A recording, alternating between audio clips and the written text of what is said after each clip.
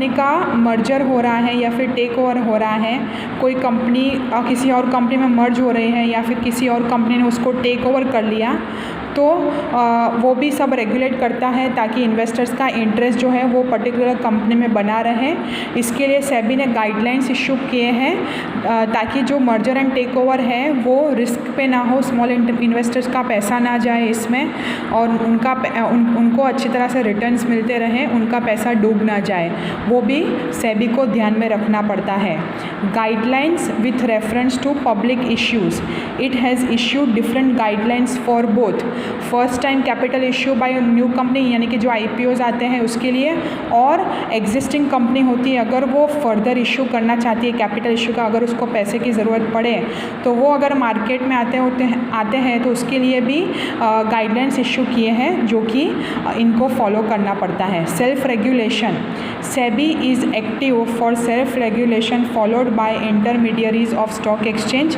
ठीक है, तो इंटरमीडियरीज ऑफ स्टॉक एक्सचेंज जो होते हैं, ठीक है, वो प्रॉपरली कस्टमर्स का इंस्ट्रक्शंस फॉलो कर रहे हैं, उनके इंटरेस्ट में उनके गाइडलाइंस के हिसाब से काम कर रहे हैं, सेबी उनका रेगुलेशन करती है, सेबी के रूल्स फॉलो कर रहे हैं। It also encourages the intermediaries to promote their professional unions, ताकि जो उनका यूनियंस है सभी जो है वो मोर एंड मोर इंटरेस्ट दिखाए सेबी में और सभी इंटरमीडियरीज का रेगुलेशन होता है।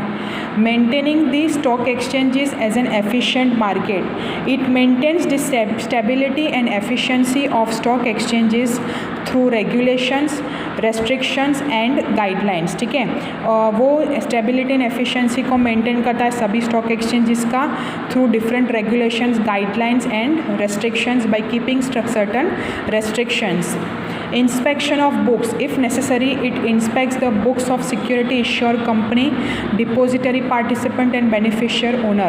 वो बुक्स भी इंस्पेक्ट कर सकती हैं जो कि ये रिकॉर्ड्स मेंटेन करते हैं सारे share participants, depository participants, intermediaries जो होते हैं, सिक्योरिटी इश्यूर होते हैं, उनकी बुक्स भी इंस्पेक्ट की जाती है कभी कभार और उनकी ऑथेंटिकेशन मापी जाती है।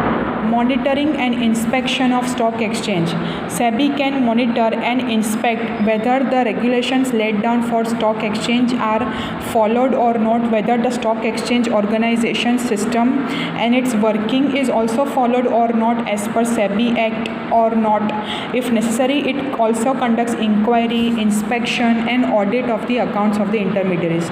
तो सेबी के रूल्स के हिसाब से जो इंटरमीडियरीज हैं वो सब फॉलो कर रही है या नहीं, अपनी सिस्टम रखती है, कंप्यूटर सिस्टम प्रॉपरली है या नहीं, सभी वर्किंग्स सेबी के हिसाब से है या नहीं, तो सेबी इसलिए इंक्वायरी बिठा सकती है, इंस्पेक्शन कर सकती है, ऑडिट भी कर सकती है सभी इंटरमीडियरीज का जब उसको डाउट लगे तब, या फिर रेगुलर बेसिस पे भी कर सकती है अगर कोई डाउट है तो।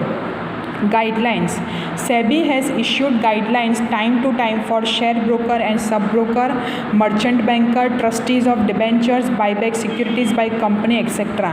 तो SEBI टाइम टू टाइम जब भी कोई चेंजेस आते हैं, अमेंडमेंट्स आते हैं, तो time to time guidelines provide करती है जो सभी share broker, sub broker, depository participants को, डिबेंचर ट्रस्टी को, मर्चेंट बैंकर को, अगर कोई कंपनी अपनी खुद की सिक्योरिटीज़ वापस खींचना चाहती है, बाईबैक करना चाहती है, तो ये गाइडलाइंस उन कंपनीज को फॉलो करनी पड़ेगी।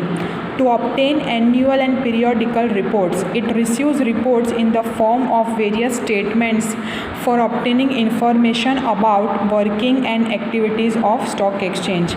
तो वेरियस स्टेटमेंट्स के फॉर्म में वो रिपोर्ट भी रिसीव कर सकती हैं ताकि वो जान पाए कि किस तरह से स्टॉक एक्सचेंजेस ऑपरेट कर रहे हैं, क्या क्या एक्टिविटीज़ कंडक्ट कर रहे हैं, उनका वर्किंग कैसा चल रहा है, वो सेबी के रूल्स एंड रेगुलेशंस फॉलो कर रहे हैं या नहीं।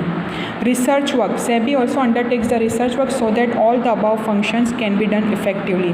वो नए नए रिसर्चेस करती है ताकि किस तरह ये जो काम है वो इफ़ेक्टिवली कंडक्ट हो पाए, कम टाइम में एफिशिएंटली कंडक्ट हो पाए। तो ये था सेबी का फंक्शंस, ऑब्जेक्टिव्स एंड मीनिंग। आप एक बार गो थ्रू कर लो और अगर कुछ भी डाउट हो तो आप मुझे पूछ सकते हो। हम एक्सरसाइज में इसके रिलेटेड होमवर्क देख लेते हैं जो कि आपको लिखना है और मुझे सबमिट करना है। आंसर इन वन सेंटेंस में, when was the Bombay stock exchange established? फिर है आंसर इन डिटेल में, right a note on SEBI. ठीक है, बाकी सब तो ऑलमोस्ट कंप्लीट हो चुका है। तो डिटेल में सेबी के ऊपर पूरा नोट लिखना है और आंसर इन वन सेंटेंस में when was the BSc establish ये लिखना है। बाकी सब कंप्लीट हो चुका है। तो ये लिखकर मुझे पिक्स भेजो और आज जो मैंने समझाया है आपको उसमें अगर कुछ भी डाउट हो तो आप मुझे पूछ सकते हो। Thank you.